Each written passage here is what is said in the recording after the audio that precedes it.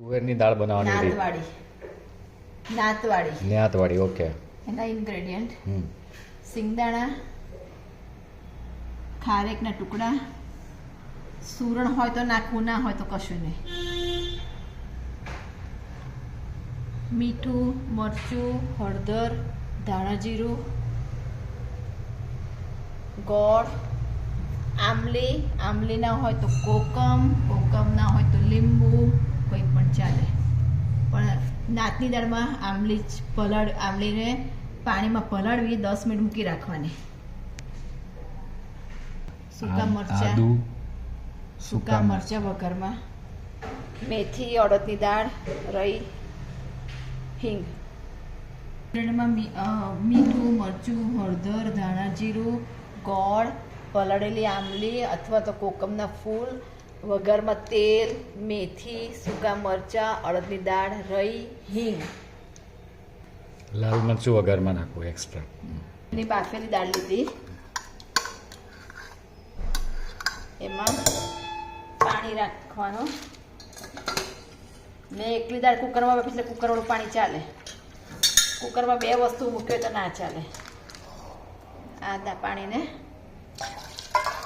સાદું પાણી લેવાનું. હવે એને બોસ ફેરવવાનું કુકરમાં.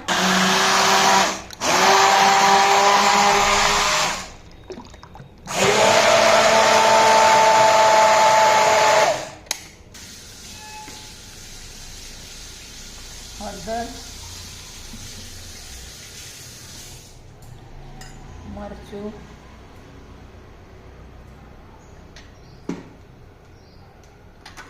ધાણા જીરું,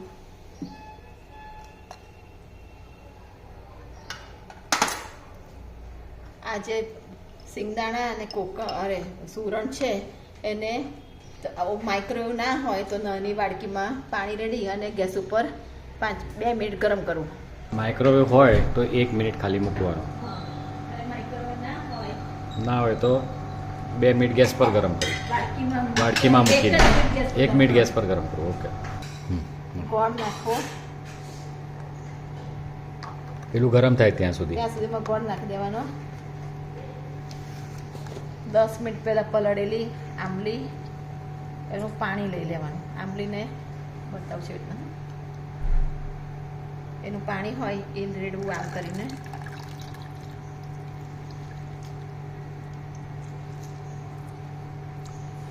આમલીને ફેંકી દેવાનું. હવે વઘાર કરું છું. એક મિનિટ હું પેલી બાજુ આવી. અરે યાર, વઘાર કરવા તેલ લેવું. ગેસ ચાલુ કરી તેલ ગરમ થવા આવે એટલે સૂકું મરચું, મેથી, અડદની દાળ, રઈ,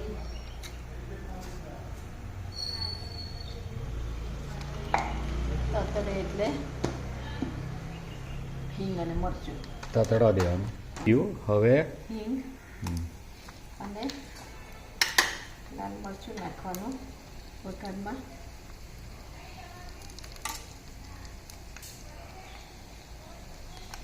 પછી એને વઘારમાં દાળમાં નાખી દેવાનું.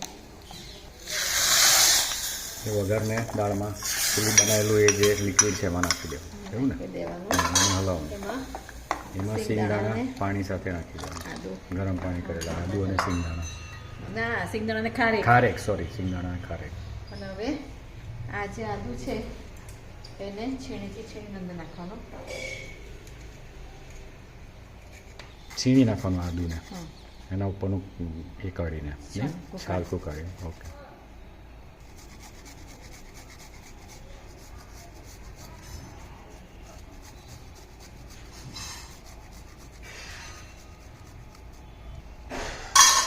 દસ 15 મિનિટ હવે ઉકળવા દેવાની. પછી બંધ કરી દેવાનું. પછી ગેસ બંધ કરવાનો. દાળ તૈયાર થઈ જશે. હલાવવાની વચ્ચે કોઈક વાર હલાવે. બહુ જાડી લાગે તો પછી થોડું પાણી એડ કરાય. પાણી રેડી થોડુંક સ્લાઇડ જાડી હતી એટલે